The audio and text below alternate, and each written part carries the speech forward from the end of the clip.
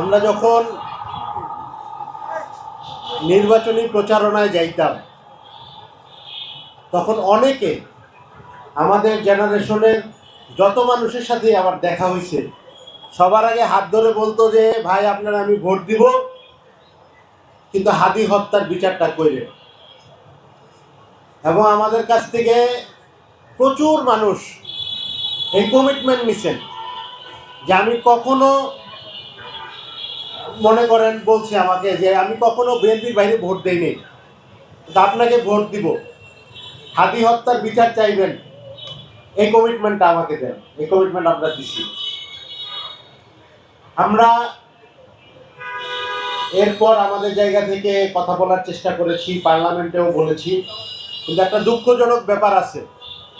আমাদের জুলাই হয়েছিল বিচারহীনতা, যেই সংস্কৃতি, আমাদের নতজানু যে পররাষ্ট্রনীতির যেই সংস্কৃতি, আমাদের দেশকে এই আমলাতান্ত্রিক জটিলতার যেই সংস্কৃতি, এইসব সংস্কৃতি থেকে বের হওয়ার জন্য আমাদের জুলাই হয়েছিল। আমাদের ভাইয়েরা, আমাদের বোনেরা, ছোট ছোট বাচ্চারা, যেমন শহীদ ইফাদের ভাই কথা বললেন, আমার মনে আছে আমি শহীদ ইফাদের বাসায় গিয়েছিলাম 5 আগস্টের পরে। তার মায়ের চোখের পানি শুকিয়ে গেছিল।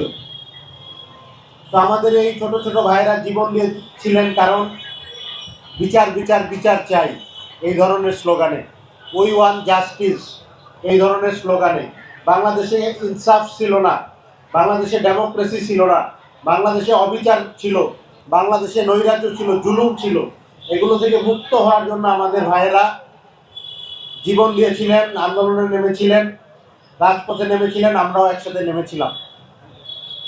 কিন্তু এখন আমাদের একটা দুঃখজনক বাস্তবতা এখনো এসে আমরা দেখতেছি যে আমরা অনেক দিন আগে, প্রায় বছর খানেক হয়ে যাবে, আমরা শুনেছি যে শহীদ শরীফ ওসমান হাদি ভাইয়ের খুনি অ্যারেস্ট হয়েছেন ভারতে।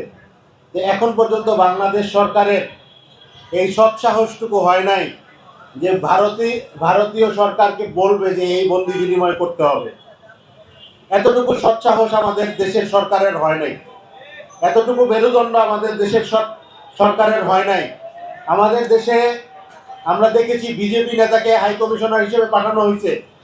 আমাদের দেশের পররাষ্ট্র মন্ত্রণালয় বা আমাদের দেশের সরকারের বা আমরা রাজনীতিবিদদের এতটুকু মেরুদণ্ড হয় নাই যে আমরা বলবো যে এই হাই কমিশনার বাংলাদেশে ফাংশন করার আগে 2টা প্রশ্ন সলভ করতে হবে। একটা প্রশ্ন হচ্ছে জুলাই গণহত্যার মূল দায়ী বাংলাদেশের যে ফ্যাসিস্ট শাসক শেখ হাসিনা, তার কোশ্চেন সলভ করতে হবে, তাকে বাংলাদেশের আইনের আওতায় দিতে হবে বিচারের জন্য। এবং শহীদ শরীফ ওসমান হাদি ভাইয়ের যেই খুনিকে বাংলাদেশে হস্তান্তর করতে হবে। এই 2টা কোশ্চেন সলভ করে আমাদের ভারতের সাথে কূটনৈতিক সম্পর্ক বিল্ড আপ হবে।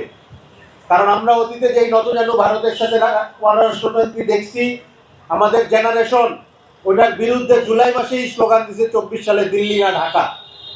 আমাদের জেনারেশন ওই ধরনের পররাষ্ট্রনীতি দেখতে চায় না।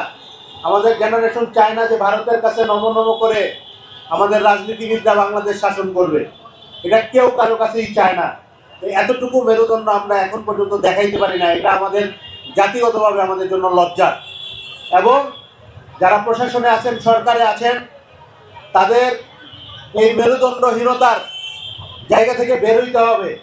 অনেক বড় বড় কথা বলেন, অনেক বড় বড় বক্তৃতা দেন, কিন্তু একটা খুনি, প্রতিষ্ঠিত খুনি, একটা দেশের অ্যারেস্ট হিসেবে আছে, যেই দেশের সাথে আপনার বন্দি প্রত্যাবর্তন চুক্তি আছে, একজন প্রতিষ্ঠিত খুনি ভারতে প্রেস ব্রিফিং করে, অথচ ভারতের সাথে আপনার বন্দি প্রত্যাবর্তন চুক্তি আছে। আপনি ভারতের হাইকমিশনকে হাইকমিশনারকে ডাইকা একটা আপনি নোটিশও দিতে পারেন না, তাকে তলবও করতে পারেন না। এতটুকু মেরুদণ্ডহীন রাষ্ট্র কাঠামো হবে, এটা জানলে আমাদের এত 1400 মানুষের জীবন দেওয়ার প্রয়োজন পড়তো না। আমরা যে পরিবর্তনটা চেয়েছি, ওই পরিবর্তনের জন্য আমাদের যেই সংগ্রাম, এই সংগ্রামটা আমাদের চালিয়ে যেতে হবে।